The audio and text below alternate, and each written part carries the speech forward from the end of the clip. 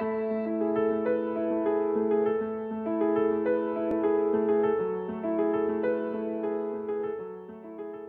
आपण या व्हिडिओमध्ये 10th स्टँडर्ड सायन्स 2 चा second lesson that is life processes in living organism part first चा स्टडी करणार आहोत. आता पहा, या चॅप्टर मध्ये आपल्याला इथं दिले की लिव्हिंग ऑर्गॅनिझम या वर्डचा मीनिंग काय होतो. पहा आधी आपण काय म्हणतो, लिव्हिंग ऑर्गॅनिझम. आपण लिव्हिंग ऑर्गॅनिझम असं कोणाला म्हणू शकतो, तर त्याच्या पहा फर्स्ट तर तो काय करतो, वर्क परफॉर्म करतो. काय करतो, वर्क परफॉर्म करतो. आता फक्त वर्क परफॉर्म करतो म्हणून आपण त्याला लिव्हिंग ऑर्गॅनिझम म्हणू शकतो का, तर नाही. पहा, कारण वर्क परफॉर्म तर रोबोट सुद्धा करू शकतो किंवा एखादी मशीन असेल ती काय करू शकते, वर्क परफॉर्म करू शकते. समजलं. मग लिव्हिंग ऑर्गॅनिझमला जर डिफाईन करायचं असेल तर आपण फक्त म्हणू शकतो का की असे ऑर्गॅनिझम जे वर्क परफॉर्म करू शकतात, तर नाही. अजून काय म्हणू शकतो की लिव्हिंग ऑर्गॅनिझम म्हणजे जे वर्क पण परफॉर्म करतात आणि काही लाईव्ह प्रोसेसेस ज्या असतात त्याला सुद्धा परफॉर्म करतात, अशा ऑर्गॅनिझमला आपण लिव्हिंग ऑर्गॅनिझम म्हणू शकतो. कारण आपण जर रोबोट किंवा मशीनचा विचार जर केला तर ते लाईव्ह प्रोसेसेस परफॉर्म करू शकत नाही. मग अशा कोणत्या लाईव्ह प्रोसेस असतात, तर फर्स्ट आहे रेस्पिरेशन. फर्स्ट काय, रेस्पिरेशन. ओके.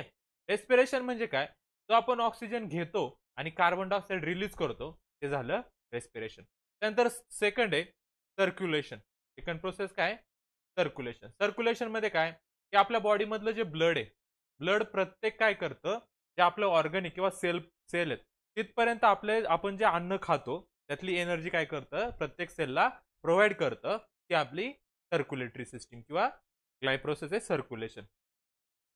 त्यानंतर थर्ड प्रोसेस आहे डायजेशन. थर्ड प्रोसेस काय, डायजेशन.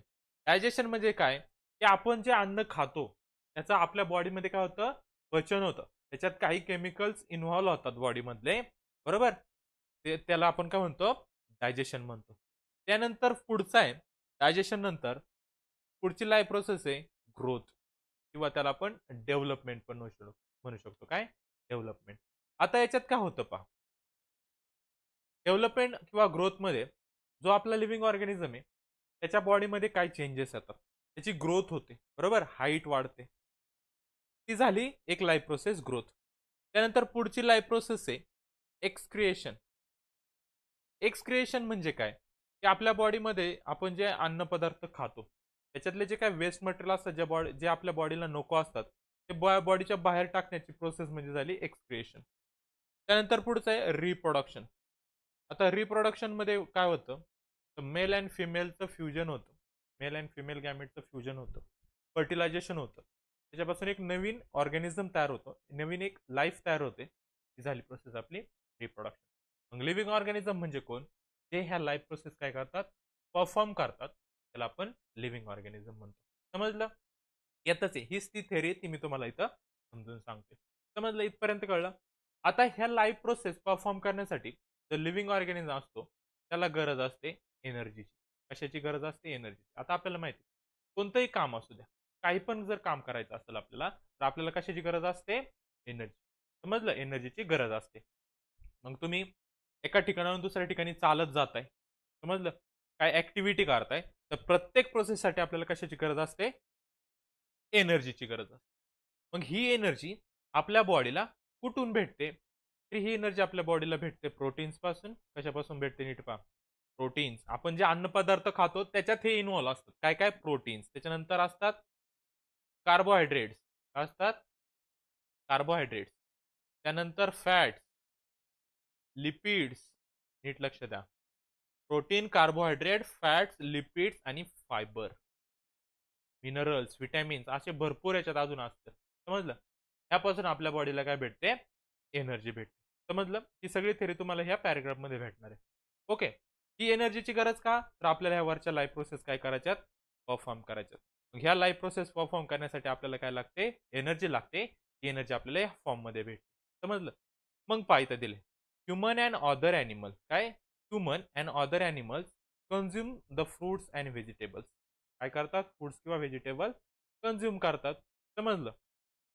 प्लांट्स ॲटोट्रॉप्स म्हणजे स्वतःचे अन्न स्वतः तयार करतात. हे काय करतात, त्यांचं ओन फूड प्रिपेअर करतात त्याच्यातलं काय फूड ते युटिलाइज करतात, वापरतात त्यांच्या ऍक्शनसाठी, आणि बाकीचं जे फूड असतं ते फ्रुट्स लिव्स किंवा स्टेम मध्ये काय करतात, स्टोअर करून ठेवतात राहिलेलं अन्न. ती फळं, आपण फळं वगैरे खातो ना, फळं, लिव्ह, स्टेम, रूट्स असेल ते, त्यात काय असतं, त्यांचं जे एक्स्ट्रा जे फूड आहे त्यांनी तयार केलेलं, ते त्याच्यात स्टोअर केलेलं असतं. तेच आपण ॲनिमल किंवा ह्युमन काय करतो, कन्झ्युम करतो, आणि त्यापासून आपल्याला carbohydrate, fats, protein, vitamins, minerals भेटतात, आणि यापासून आपल्या बॉडीला काय भेटते, एनर्जी भेटते. समजलं? मग हे सगळे काय स्त्रोत म्हणतो आपण. समजले? सगळे स्त्रोत आहे आपल्या एनर्जीचे, यापासून आपल्याला एनर्जी भेटणार आहे.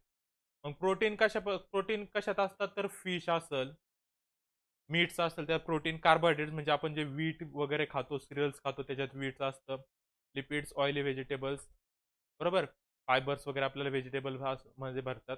आणि जे लिपिड्स आहेत, लिपिड म्हणजे अल्कोहोल, जे लिक्विड फॉर्म मध्ये असतात, त्यापासून आपल्याला काय भेटतं, लिपिड्स भेटतं. इथपर्यंत समजलं? काय काय पाहिलं आपण? लिव्हिंग ऑर्गॅनिझम म्हणजे काय, त्याची लाईफ प्रोसेस, या लाईफ प्रोसेस परफॉर्म करण्यासाठी एनर्जीची गरज असते. एनर्जी आपल्याला कार्बोहायड्रेट, प्रोटीन वगैरे पासून भेटते. प्लांट जे अन्न तयार करतात त्यातच आपल्याला हे काय भेटतं, सगळं कार्बोहायड्रेट, फॅट्स, प्रोटीन वगैरे भेटतं. समजलं? आता याच्यात एक मेन लक्षात ठेवा, आपल्याला मेन स्रोत याच्यात कार्बोहायड्रेट. मेन स्रोत काय एनर्जीचा, कार्बोहायड्रेट. आता कोणकोणत्या टाईपचे कार्बोहायड्रेट असतात ते पहा नीट. First glucose. ग्लुकोज सुद्धा एक कार्बोहायड्रेट आहे. त्यानंतर फ्रुक्टोज, हे सुद्धा एक कार्बोहायड्रेट आहे. लॅक्टोज, लॅक्टोज पण एक कार्बोहायड्रेट आहे. त्यानंतर गॅलॅक्टोज आणि सेल्युलोज, बरोबर, हे सगळे कार्बोहायड्रेट्स आहेत. आता यातला जो सेल्युलोज आहे हा प्लांटमध्ये असतो. कुठं असतो, प्लांटमध्ये असतो. आणि जे ग्लुकोज वगैरे आपण वरचे पाहिलेत ना, ते सगळे ह्युमन मध्ये असतात. कुठं असतात, ह्युमन म्हणजे ॲनिमल्स मध्ये असतात. समजलं?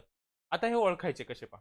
कार्बोहायड्रेट्स असेल तर ज्याच्या लास्टला ओएससी, ओएसई, ओएसी, काय लास्टला जर ओएसी आलं तर समजायचं ते काय, कार्बोहायड्रेट. मग पहा, ग्लुकोज, फ्रुक्टोज, प्रत्येकाच्या लास्टला काय, ओएसी, ते कार्बोहायड्रेट्स आहेत.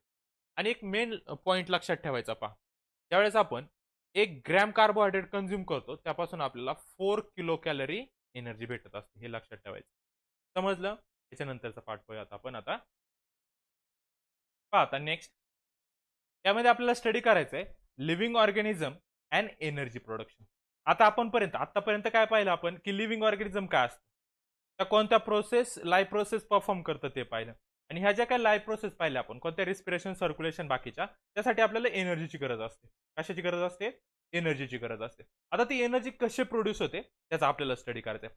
आता मेन पहा, एनर्जी प्रोड्यूस करण्यासाठी एक मेन आपली ज्या लाईफ प्रोसेस पाहिलं त्याच्यातली एक प्रोसेस आहे रिस्पिरेशन.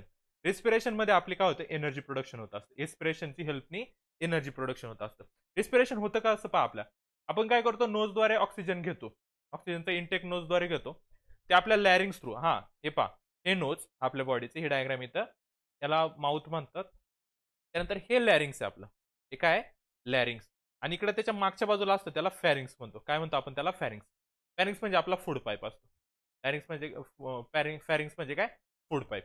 आणि ऑक्सिजन जातो आपला लॅरिंग्स थ्रू, हे लक्षात ठेवा. लॅरिंग्स एल, फॅरिंग्स पी, पी म्हणजे असतो आपला फूड पाईप. त्याच्याद्वारे आपलं जे अन्न खातो माउथद्वारे ते आपल्या पोटात जातात, स्टमक मध्ये. लॅरिंग्सद्वारे काय होतं, नोज मधून जो ऑक्सिजन घेत असतो तो आपल्या लंग्स मध्ये जात असतो. त्यानंतर तिकडचा हे लेफ्ट लंग आहे, बरोबर, हे 2 लंग्स, आणि हे राईट लंग्स आहे. त्यानंतर हा डायफ्रेम आहे, तो आपल्याला रिस्पिरेशनसाठी मदत करत असतो. आणि आतमध्ये पहा, आपण ज्यावेळेस ऑक्सिजन घेतो बॉडीमध्ये, तो लंग्स मध्ये जातो. आणि जो ऑक्सिजन लंग्स मध्ये गेल्याच्या नंतर आतमध्ये ना, समजा हा पाईप आहे, इकडे राईट लंग्स कडे गेला ऑक्सिजन आणि लेफ्ट लंग कडे गेला, त्याला छोट्या छोट्या पुढे कॅपिलरीज असतात. कॅपिलरीज छोट्या छोट्या, त्या प्रत्येक कॅपिलरीच्या इथं असं एक ग्रेप लाईक स्ट्रक्चर असतं ह्या टाईपचं, याला म्हणतात ॲल्व्होली. याला काय म्हणतात, ॲल्व्होली म्हणतात, लक्षात ठेवा. हे लास्ट एंडिंगला. ॲल्व्होलीचं काम काय पहा, ॲल्व्होली काय करतो, हा लास्ट पार्ट आहे आपल्या रिस्पिरेटरी सिस्टीम मध्ये, आपल्या लंग्स मध्ये असतो. हा काय करतो, जे समजा एक मोठा असं एक ॲल्व्होली कन्सिडर, इथं भरपूर ॲल्व्होली, बरोबर, या सगळ्या ॲल्व्होलीचं स्ट्रक्चर आहे. ही एक ॲल्व्होली कन्सिडर केली तर याचं हे जे बाहेरचं आवरण असतं ना, आउटर कव्हरिंग, हे खूप पातळ असतं. काय असतं, खूप पातळ असतं. मग ह्या आवरणात काय होतं, आतमध्ये जो ऑक्सिजन असतो तो बॉडीकडे जातो, आणि बॉडीतला कार्बन डायऑक्साईड आतमध्ये याच्यात ॲल्व्होली मध्ये आणला जातो. काय, ॲल्व्होली मधला ॲल्व्होली मधला ऑक्सिजन बॉडीकडे जातो आपल्या सेल्सकडे, आणि सेल्स मधला जो कार्बन डायऑक्साईड असतो त्यांना जो नको असतो तो ॲल्व्होली मध्ये येतो, अल्व्होली मध्ये येऊन तो लंग्स मध्ये जातो, लंग्स मधून आपल्या नोज मधून परत आपण त्याला बॉडीच्या बाहेर टाकतो. समजलं अल्व्होलीचं काम काय? सिंपल. अल्व्होलीचं काम काय? ऑक्सिजन द्यायचा सेल्सला, सेल्सला कार्बन डायऑक्साईड घ्यायचा आणि नोजद्वारे बाहेर सोडायचा. हे अल्व्होली करतं. समजलं. आता मेन आपल्याला इथं काय पाहिजे की हे रिस्पिरेशन काय असतं. आता रिस्पिरेशन आपल्या बॉडीमध्ये 2 वेने परफॉर्म होतं. फर्स्ट एक रिस्पिरेशन टाईप आहे बॉडी लेवल रिस्पिरेशन आणि दुसरा आहे सेल्युलर लेवल रिस्पिरेशन. हे 2 रिस्पिरेशन आपल्या बॉडीमध्ये परफॉर्म होतात. बॉडी लेवल रिस्पिरेशन म्हणजे काय? ज्यात आपण जो ऑक्सिजन घेतो आणि कार्बन डायऑक्साईड बाहेर सोडतो, म्हणजे बॉडी लेवल होतं. नोज मधून ऑक्सिजन घेतो, नोज मधून कार्बन डायऑक्साईड बाहेर सोडतो ना, त्याला आपण बॉडी लेवल रिस्पिरेशन म्हणतो. मेन काय आपल्याला सेल्युलर लेवल रिस्पिरेशन. या सेल्युलर लेवल जे रिस्पिरेशन आहे बरोबर, या सेल्युलर लेवल रिस्पिरेशन मध्येच आपली काय तयार होणार आहे? एनर्जी तयार होणार आहे. समजलं काय? ती एनर्जी कुठं कशात तयार होणार आहे? तर आपल्या जे सेल्युलर लेवल रिस्पिरेशन आहे त्यामध्ये एनर्जीचं ऍक्च्युअल प्रोडक्शन होणार आहे. सेल्युलर लेवल जे रिस्पिरेशन आहे ते कुठं होतं? इन बॉडी होतं, बॉडीच्या आतमध्ये होतं. कुठं होतं? बॉडीच्या आतमध्ये. जे मी आता अल्व्होली सांगितलं ना त्याच्याद्वारे होतं. समजलं? एक हे अल्व्होली असतं. ओके. त्यानंतर पुढं काय होतं? आता हे जे सेल्युलर लेवल रिस्पिरेशन आहे याचे परत 2 टाईप पडतात. कोणते 2 टाईप आहेत ते पहा. 2 टाईपचे सेल्युलर लेवल रिस्पिरेशन असते, इथं खाली दाखवतो. ओके. फर्स्ट आहे एरोबिक. फर्स्ट रिस्पिरेशन आहे एरोबिक आणि दुसरं आहे अन एरोबिक रिस्पिरेशन. हे 2 रिस्पिरेशन. कोणते? Aerobic respiration, anaerobic respiration. Aerobic respiration मध्ये काय असतं? ऑक्सिजन इनव्हॉल्व असतो, म्हणजे ऑक्सिजन याच्यात प्रेझेंट असतो, त्याला एरोबिक रिस्पिरेशन म्हणतात. आणि अनएरोबिक रिस्पिरेशन मध्ये ऑक्सिजन इन्व्हॉल्व नसतो, म्हणजे ऑक्सिजन काय असतो इथं? अब्सेंट असतो. त्याला आपण अनएरोबिक रिस्पिरेशन म्हणतो. समजलं? मग एरोबिक रिस्पिरेशन कोण करतं? तर आपण ह्युमन किंवा ॲनिमल्स काय करतात? अनएरोबिक रिस्पिरेशन करतात. अनएरोबिक रिस्पिरेशन कोण करतं? तर प्लांट आणि किंवा जे बॅक्टेरिया वगैरे असतात, बॅक्टेरिया किंवा व्हायरसेस असेल, हे काय करतात? अनएरोबिक रिस्पिरेशन परफॉर्म करतात. इथपर्यंत कळलं? ओके. काय पाहिलं आपण? रिस्पिरेशन, जिथं आपल्याला काय करायची? एनर्जी प्रोडक्शन होणार आहे. 2 टाईपचं रिस्पिरेशन पाहिलं, बॉडी लेवल आणि cellular level respiration. Main cellular level रिस्पिरेशनचा स्टडी करायचा आपल्याला, कारण त्याच्यातच ऍक्च्युअली एनर्जीचं प्रोडक्शन होणार आहे. मग सेल्युलर लेवल रिस्पिरेशनला काय 2 टाईप आहे, एरोबिक रिस्पिरेशन आणि अनएरोबिक रिस्पिरेशन. समजलं? एरोबिक म्हणजे काय? ज्यात ऑक्सिजन इन्व्हॉल्व असतो, आणि अनएरोबिक म्हणजे ज्यात ऑक्सिजन इन्व्हॉल्व नसतो. ओके. तर आपण हे दोन्ही स्टडी करणार आहे.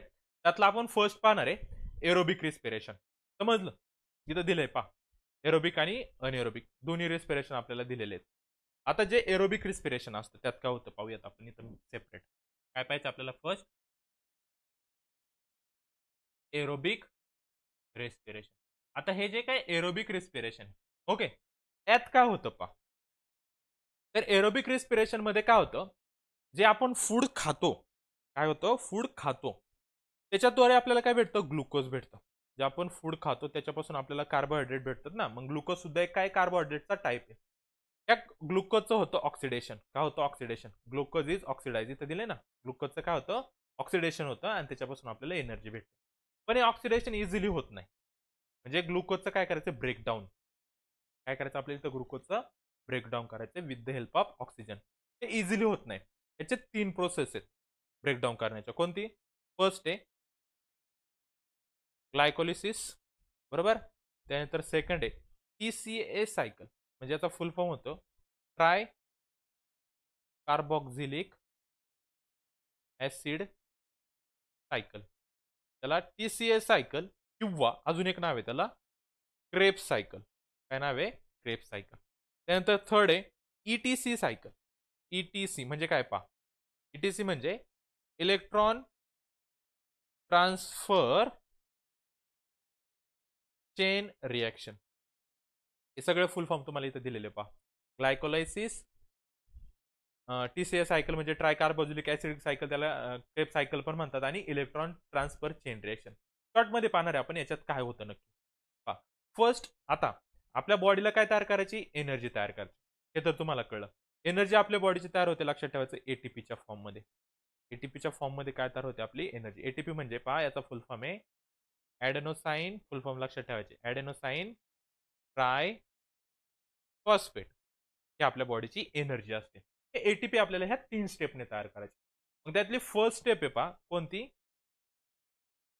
ग्लायकोलिसिस. आता या ग्लायकोलिसिस मध्ये होतं काय? सिंपल सिंपल लक्षात ठेवायचं. फक्त एक लक्षात ठेवा, जी पहिली स्टेप आहे ही सायटोप्लाझम मध्ये होते. कुठं? सायटोप्लाझम. हे विसरायचं नाही. ग्लायकोलायसिस कुठं होतं? सायटोप्लाझम मध्ये होतं. आणि बाकीच्या ज्या दोन आहे, कोणती? टीसी आणि आपली इलेक्ट्रॉन ट्रान्सफर चेन रिएक्शन, ह्या मायटोकॉन्ड्रिया मध्ये होतं.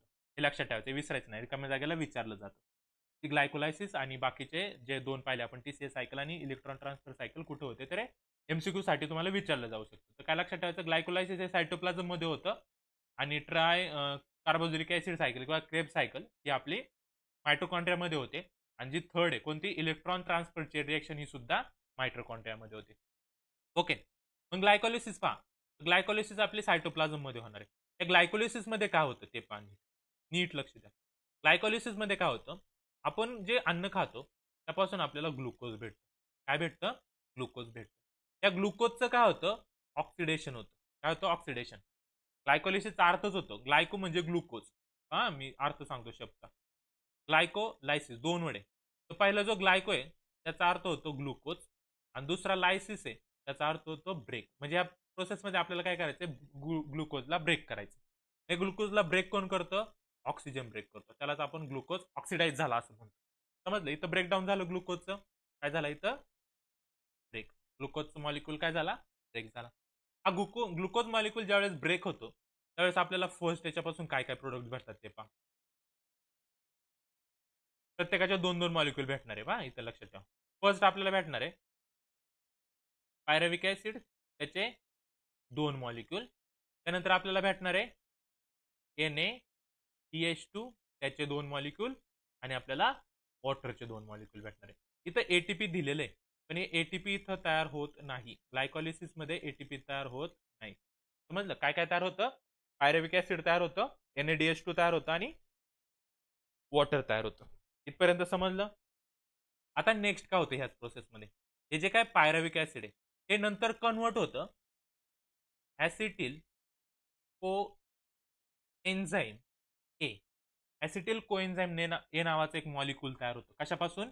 पायरुव्हिक ऍसिड पासून तयार होतं. त्यानंतर काय होतं? हा जो ऍसिटिल कोएन्झाईम ए, समजलं, हा फॉर्म होतो.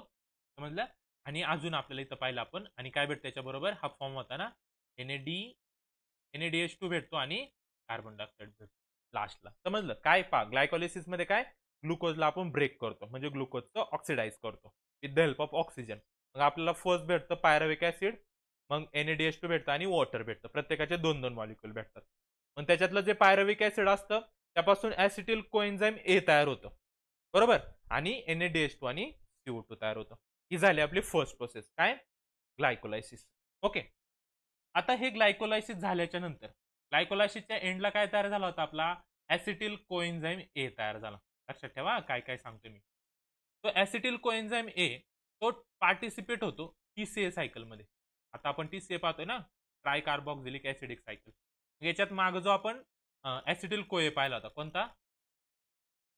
ऍसिटिल कोए. त्याला शॉर्ट फॉर्म मध्ये लिहितात. ऍसिटिल कोएन्झाईम एलाच ऍसिटिल कोए पण लिहितात.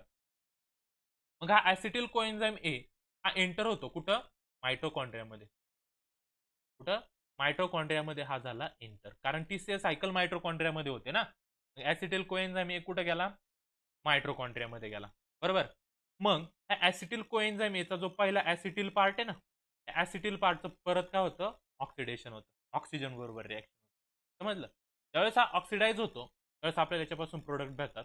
कार्बन डायऑक्साईड, H2O, NaDH2 आणि FADH. हे सगळे प्रोडक्ट आपल्याला भेटतात. ही सेकंड सायकल पहा काय झालं याच्यात. ट्रायकार्बोक्सिलिक ऍसिड सायकल मध्ये म्हणजे क्रेब सायकल मध्ये काय काय झालं? जो ग्लायकोलायसिस मधला ऍसिटिल कोएन्झाईम ए हा एंटर होतो मायटोकॉन्ड्रियामध्ये, कारण ती सेम मायटोकॉन्ड्रियामध्ये परफॉर्म होत असते. हा मायटोकॉन्ड्रियामध्ये एंटर झाल्याच्या नंतर हा होतो ऑक्सिडाइज. काय होतो? ऑक्सिडाइज. म्हणजे याची ऑक्सिजन बरोबर रिएक्शन होते. याची ऑक्सिजन बरोबर रिएक्शन झाली की आपल्याला कार्बन डायऑक्साईड, वॉटर, NaDH2 आणि FADH2 भेटतो. समजली? सेकंड. मग आता पहा इथं काय भेटलं आपल्याला लास्टला? मेन NaDH2 आणि FADH2 भेटला. आता जी आपली थर्ड प्रोसेस आहे कोणती? Electron transfer chain reaction. यामध्ये काय होतं? आपण जो NaDH2 आणि FADH2 तो तयार झाला होता सेकंड प्रोसेसमध्ये टीसीए मध्ये, हा याच्यात काय होतो? पार्टिसिपेट होतो. काय होतं? ह्या रिएक्शन मध्ये डायरेक्ट तो पार्टिसिपेट होतो. कशात? ETC मध्ये हाच काय झाला, ETC मध्ये पार्टिसिपेट झाला. हा ETC मध्ये पार्टिसिपेट झाल्याच्या नंतर हा देतो आपल्याला NADH2 आणि FADH2. काय देतो आपल्याला, NADH2 FADH2. पण देत असताना NADH2 झाला तयार आणि FADH2 याच्यात इन्व्हॉल्व झाले. कुठं, ETC मध्ये दोन इन्व्हॉल्व झाले. 2 मिनिटं. इथं काय झालं, ETC मध्ये NADH2 आणि FADH2 इन्व्हॉल्व झाला. इथपर्यंत कळलं. मग NADH2 जो इन्व्हॉल्व होतो ETC मध्ये हा देतो आपल्याला 3 ATP मॉलिक्यूल. काय देतो, 3 ATP मॉलिक्यूल. आणि FADH2 इन्व्हॉल्व झाला की हा देतो आपल्याला 2 ATP मॉलिक्यूल. बरोबर. आणि हे दोन मिळून आपल्याला टोटल किती एनर्जी देतात, तर 5 ATP मॉलिक्यूल आपल्याला भेटते. कशापासून, NADH2 आणि FADH2 पासून. ही होती आपली टोटल प्रोसेस कशाची, रेस्पिरेशनची, ज्याच्यात आपले काय होणार आहे, एनर्जीचं प्रोडक्शन. समजलं. आणि याच्याबरोबर आपल्याला प्लस काय भेटणार आहे, वॉटर भेटणार आहे आणि कार्बन डायऑक्साईड रिलीज होणार आहे. कारण आपण रेस्पिरेशन मध्ये कार्बन डायऑक्साईड रिलीज करतो ना ऑक्सिजन यूज केल्यावर. समजलं का प्रोसेस. पहा शॉर्ट मध्ये तुम्हाला मी परत पूर्ण प्रोसेस सांगतो. ओके. या प्रोसेस मध्ये काय सांगितलं होतं पुढे पहा. फर्स्ट आपण पाहिलं होतं सेल्युलर रिस्पिरेशन. काय स्टडी केला, सेल्युलर रिस्पिरेशन मेन, कारण याच्यात आपली एनर्जीचं प्रोडक्शन होणार. हे सेल्युलर रिस्पिरेशन होत असताना आपण पाहिलं की याच्यात आपण दोन टाईप पाहिले, एरोबिक रिस्पिरेशन आणि एनएरोबिक रिस्पिरेशन. आपण त्यातला फर्स्ट पाहत होतो कोणता, एरोबिक रिस्पिरेशन. आता ह्या एरोबिक रिस्पिरेशन मध्ये होतं काय पहा. ज्यावेळेस हे एरोबिक रिस्पिरेशन होत असतं, ओके, हे एरोबिक रिस्पिरेशन होताना काय होतं, एरोबिक रिस्पिरेशन मध्ये आपण 3 प्रोसेस पाहिला. पहिली पाहिली ग्लायकोलायसिस, बरोबर. त्यानंतर पाहिले आपण TCA, शॉर्ट मध्ये लिहितो इथं, आणि ETC. त्या 3 प्रोसेस होतात. ग्लायकोलायसिस मध्ये पायरुव्हिक ऍसिड तयार झालं. काय झालं, पायरुव्हिक ऍसिड तयार झालं. आणि काय झालं होतं अजून, ऍसिटिल कोए तयार झाला होता. समजलं. ग्लायकोलायसिस मध्ये ग्लुकोजचं ब्रेकडाऊन झाल्याच्या नंतर. मग हा जो ऍसिटिल कोए असतो, हा ऍसिटिल कोए ऍज इट इज कुठं वापरला जातो, TCA मध्ये वापरला जातो. TCA मध्ये हा ऍसिटिल कोए वापरल्यावर काय तयार झाला इथं, NADH2 आणि FADH2 तयार झाला. काय तयार झाला, NADH2 आणि FADH2 तयार झाला.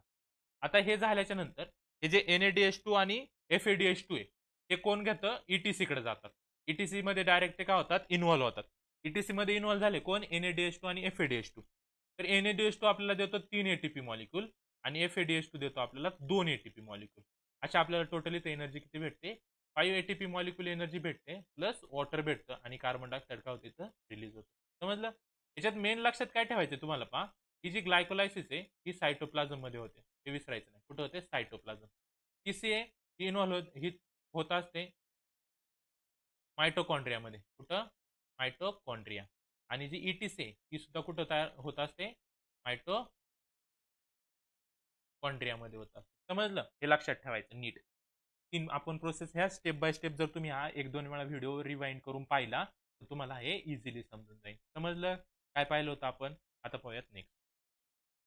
आता पहा त्यात आपल्याला 2 वर्ड आले होते. कोणते, एक होता NADH2 आणि FADH2. यातला NAD आणि FAD चा फुल फॉर्म आपल्याला इथे दिलाय. NAD चा अर्थ काय होतो, N फॉर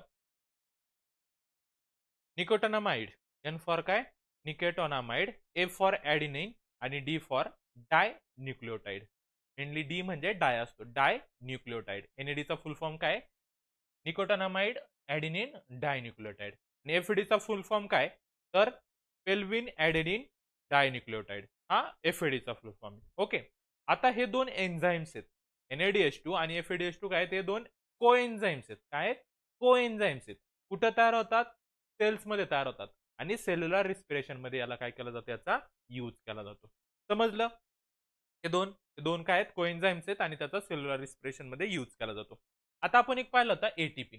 ATP चा फुल फॉर्म पण पाहिला होता आपण, काय, ऍडेनोसाइन ट्रायफॉस्फेट, बरोबर.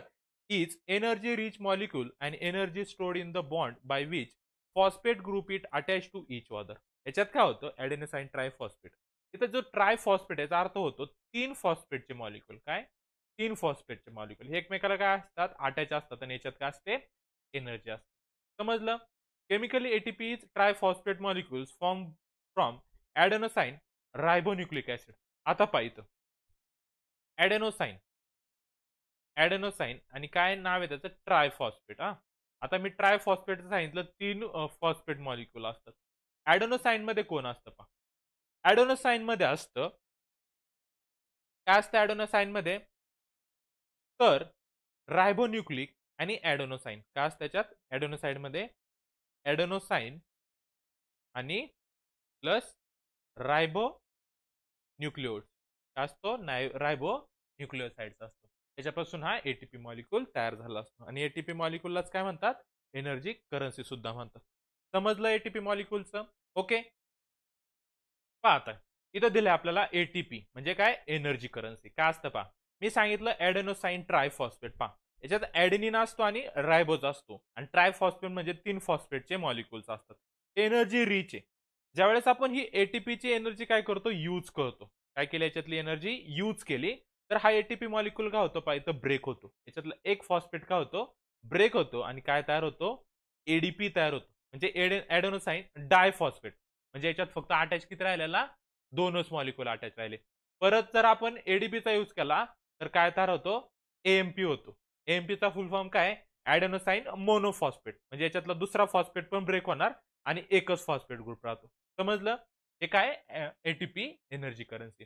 If there is a insufficient amount of a carbohydrates in body, जर आपल्या बॉडीमध्ये पुरेसे कार्बोहायड्रेट्स नसेल due to exceptional condition like fasting and hunger, समजा आपल्याला खूप भूक लागली, ओके, आपण जेवलेलो नाही, त्यावेळेस आपल्या बॉडीमध्ये काय होतं? कार्बोहायड्रेटची कमतरता येते, बरोबर, आपल्याला भूक लागते. Then lipids and proteins are use for energy production. मग कार्बोहायड्रेट जर भेटले नाही तर कशापासून एनर्जी तयार केली जाते? लिपिड्स आणि प्रोटीन पासून एनर्जी तयार केली जाते. In case of lipids they are converted into fatty acid. जे लिपिड्स असतात त्याचं कन्व्हर्जन होतं फॅटी ऍसिड मध्ये आणि जे प्रोटीन असतात त्याचं कन्व्हर्जन होतं अॅमिनो ऍसिड मध्ये. समजलं? कारण आपण फर्स्ट चॅप्टर मध्ये पण पाहिलं होतं की प्रोटीन हे अॅमिनो ऍसिड पासून तयार होतं. समजलं?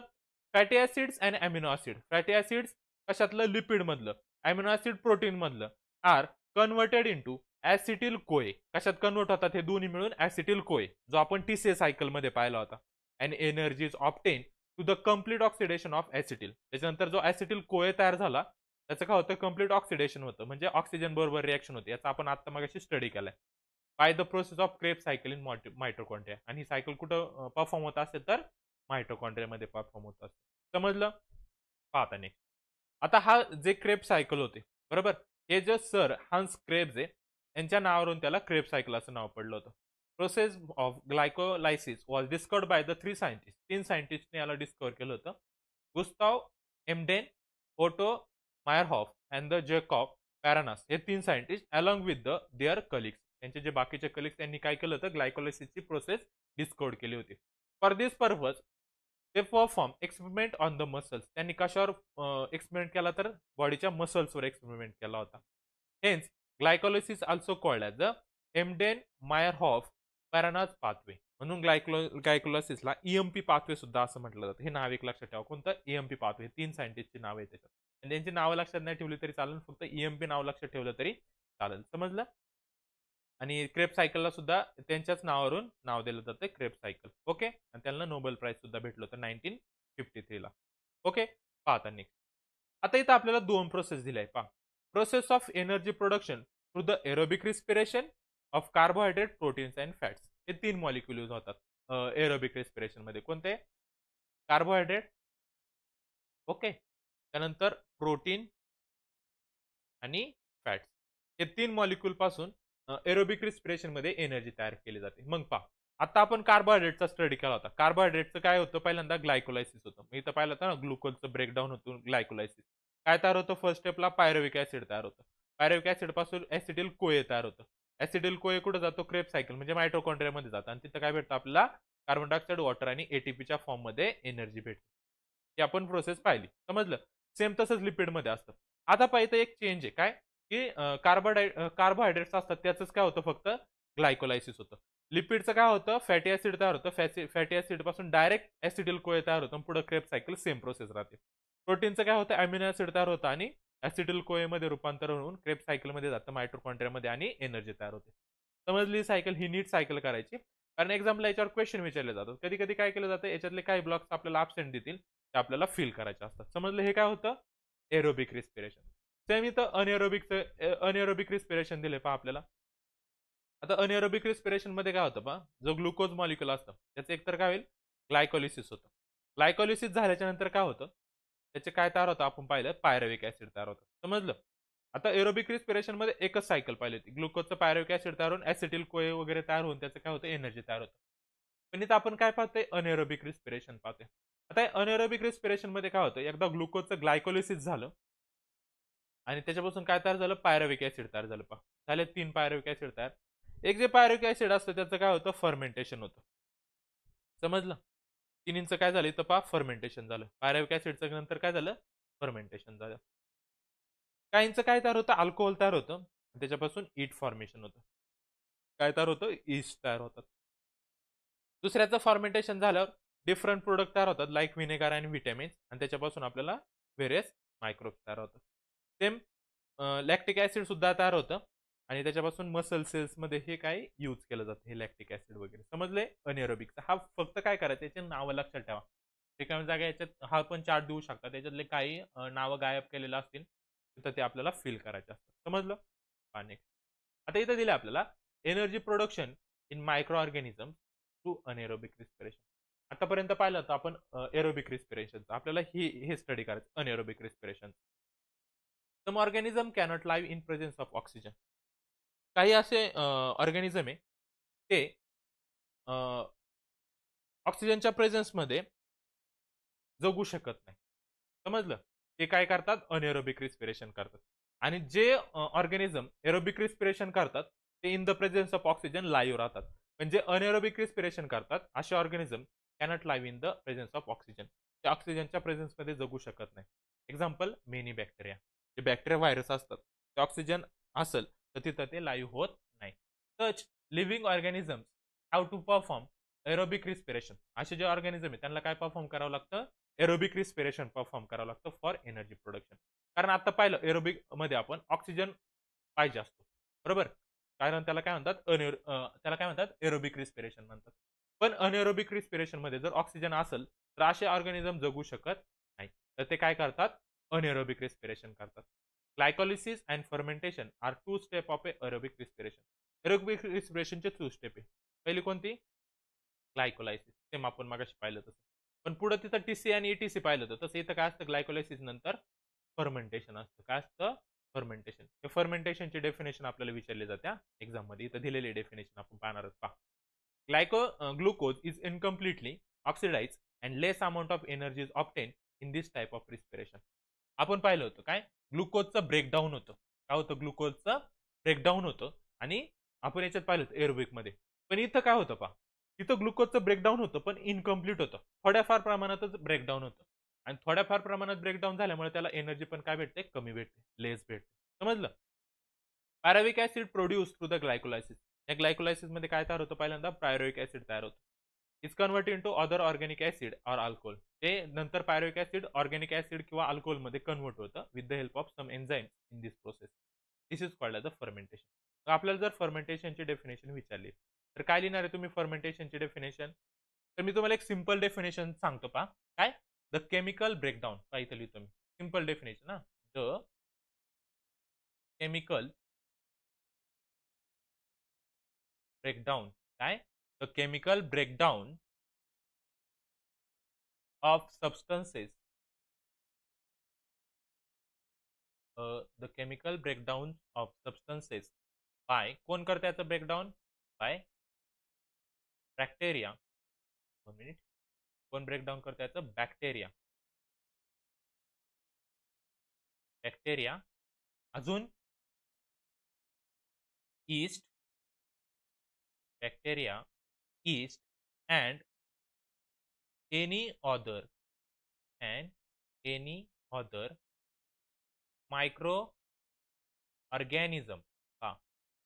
The chemical breakdown of substance by bacteria, yeast and any other microorganism typically involving, काय, typically involving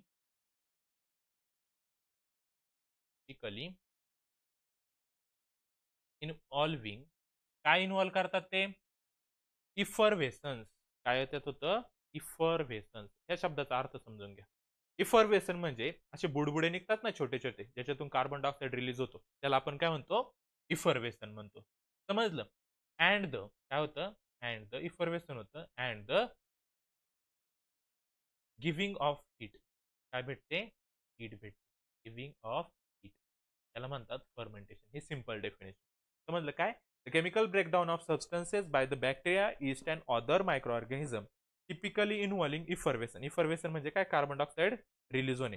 जे बुडबुड येतात ना छोटे छोटे, पहा इडलीचं पीठ वगैरे आपण ज्यावेळेस भिजायला घालतो किंवा ढोकळा तयार करतो त्यावेळेस त्याला जे छोटे छोटे स्पोर्स असतात ना, बरोबर का, त्याच्यातून ते इफर्वेशन होत असतं आणि काय तयार होतं, हीट तयार होते. त्याला आपण काय म्हणतो, त्या प्रोसेसला फर्मेंटेशन म्हणतो. समजलं? Some higher plants, animal and aerobic microorganism also perform aerobic respiration. काही प्लांट्स पण अशा असतात जे अनएरोबिक रिस्पिरेशन करतात. ॲनिमल्स पण आहेत, काही बाकीचे मायक्रो ऑर्गॅनिझम सुद्धा काय करतात, अनएरोबिक रिस्पिरेशन काय करतात, परफॉर्म करतात. एक्झाम्पल इथं दिले पहा, seed performing aerobic respiration, anaerobic respiration if the soil is submerge under water during germination. वॉटरच्या आतमध्ये जी सॉइल असते तिथं ऑक्सिजन पोचू शकत नाही, मग तिथं जर सीड जे उगवतं ते काय करतं, अनएरोबिक रिस्पिरेशन परफॉर्म करत असतं. समजलं? अजून एक याच्यात आपल्या ज्या मसल्स आहेत, आपल्या बॉडीच्या मध्ये ज्या मसल्स आहेत, ज्यावेळेस आपण एक्सरसाइज करत असतो ना त्यावेळेस तिथं ऑक्सिजन कमी भेटतं. त्याला पहा, आपल्याला दम वगैरे लागतो त्यावेळेस तिथं ऑक्सिजन काय भेटतं, या मसल्सला कमी भेटत असतो. त्यावेळेस या मसल सुद्धा अनएरोबिक रिस्पिरेशन करतात. त्यावेळेस तिथं लक्षात ठेवायचं, तिथं लॅक्टिक ऍसिड तयार होतं. काय तयार होत असतं मसल्समध्ये, लॅक्टिक. आपले हात वगैरे दुखतात ना, समजलं का, त्यावेळेस एखादं काम करतो आपण, एक्सरसाइज करत असतो, तर एखादा आपल्या बॉडीचा पार्ट दुखायला लागतो मसलचा, त्यावेळेस मसल काय करत असतात, तिथं अनएरोबिक रिस्पिरेशन करत असतात, म्हणजे ते लॅक्टिक ऍसिड तयार करत असतात. समजलं? अनएरोबिक रिस्पिरेशन मध्ये कशी एनर्जी प्रोडक्शन होत असते. ओके, मेनली जे मायक्रो ऑर्गॅनिझम वगैरे असतात ना, ते काय करत असतात, तिथं अनएरोबिक रिस्पिरेशन परफॉर्म करत असतात. समजलं? आता नेक्स्ट, आता energy from different food component. वेगवेगळ्या कॉम्पोनंट पासून आपल्याला वेगवेगळ्या फॉर्म मध्ये काय भेटत असते, एनर्जी भेटत असते. बरोबर? आता आपल्याला माहिती, आपण पाहिलं होतं काय, प्रोटीन जे आहेत, प्रोटीन पासून काय भेटतं, अमिनो ऍसिड.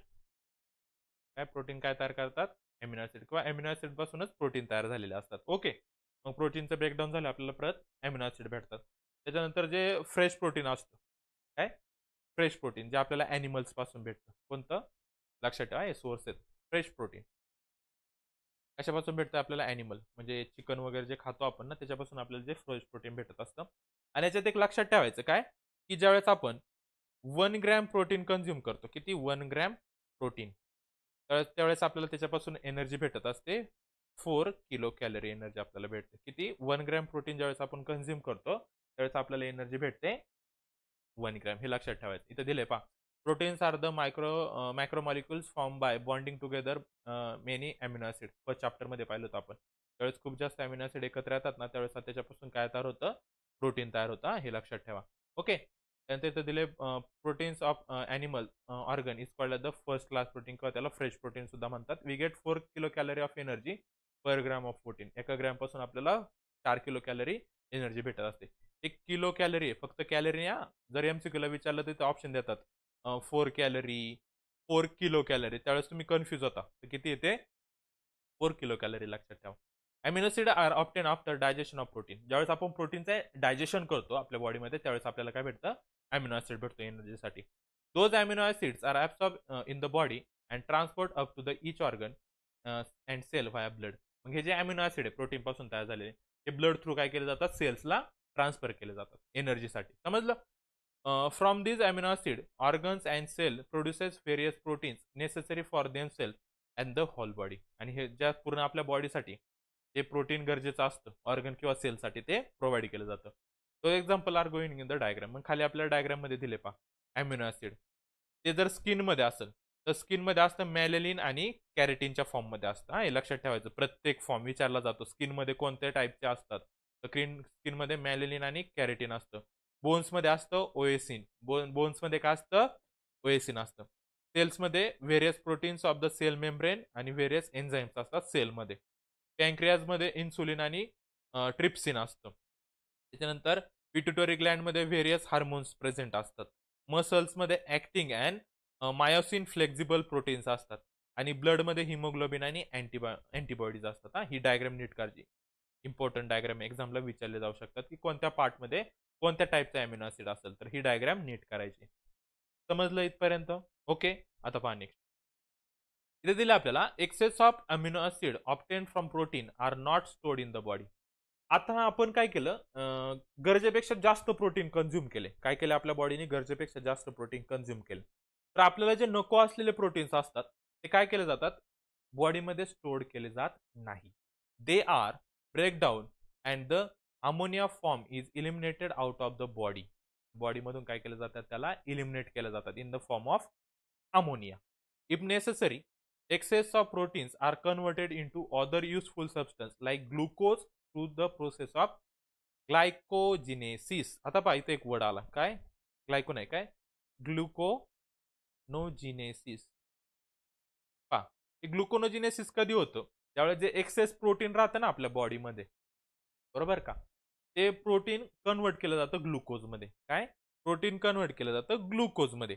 या प्रोसेसला काय म्हणतात, ग्लुकोनोजिनेसिस म्हणतात. काय म्हणतात, ग्लुकोनोजिनेसिस. याचा अर्थ काय होतो पहा, ग्लुको म्हणजे आपला ग्लुकोज, ग्लुको म्हणजे ग्लुकोज, निओ म्हणजे न्यू, निओ म्हणजे न्यू, आणि जिनेसिस म्हणजे फॉर्मेशन. जिनेसिस म्हणजे काय, फॉर्मेशन. मग याचा अर्थ काय झाला की ग्लुकोनोजिनेसिस म्हणजे नवीन ग्लुकोजचे मॉलिक्यूल काय करायचे, परत फॉर्म करायचे. कशापासून, तर प्रोटीन पासून. त्याला म्हणतात ग्लुकोनोजिनेसिस. समजलं. Plant produce the necessary amino acid from minerals de novo and thereby produce different proteins. An enzyme, rubisco, present in the plant chloroplast is most abundant protein found in nature. फक्त त्याच्यातला एक word लक्षात ठेवायचा, कोणता, Rubisco. हा plant मध्ये असतो amino ऍसिडच्या form मध्ये. समजलं हे, ओके. ग्लुकोनोजिनेसिसची प्रोसेस पण. आता नेक्स्ट पहा, इथे लिपिडचा आपल्याला एक छोटासा टॉपिक आहे पहा. तर लिपिड काय असतं, तर लिपिड असतं कॉम्बिनेशन ऑफ फॅटी ऍसिड आणि अल्कोहोल.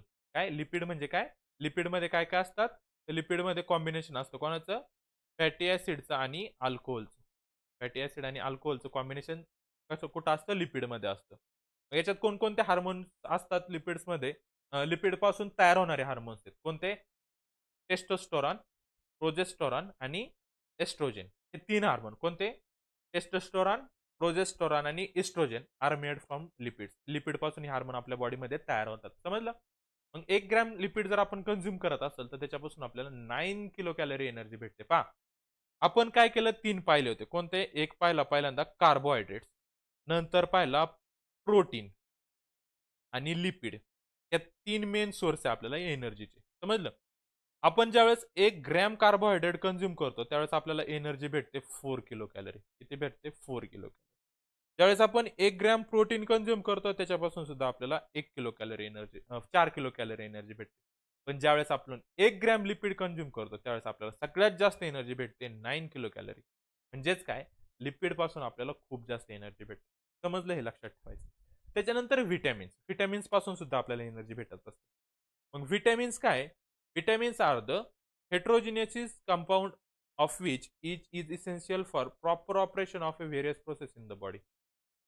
मग पहा आपल्या बॉडीमध्ये 6 टाईपचे विटॅमिन्स असतात कोणते, A, B, C, D, E आणि के.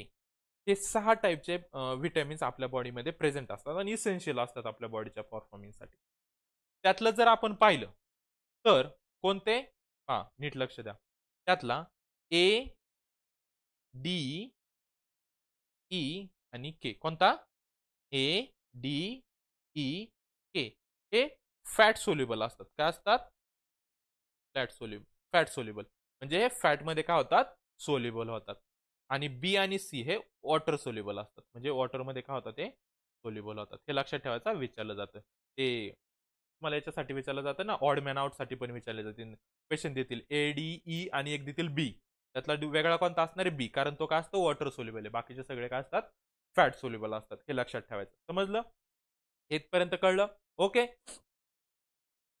आणि याच्यात एक लक्षात ठेवायचं, जो व्हिटॅमिन के असतो ना, हा ब्लड कोटिंगसाठी, ब्लड क्लोटिंग साठी खूप इम्पॉर्टंट असा व्हिटॅमिन आहे. ब्लड क्लोटिंग म्हणजे पहा आपल्याला एखादी समजा जखम झाली तर आपल्याला जखम झाल्यावर जे रक्त येत असतं ना, ते रक्त काय होतं, थोड्या वेळाने थांबतं. म्हणजे तिथं काय होतं, ब्लड क्लोटिंग होते. काय होते, ब्लड क्लोटिंग होते. समजलं.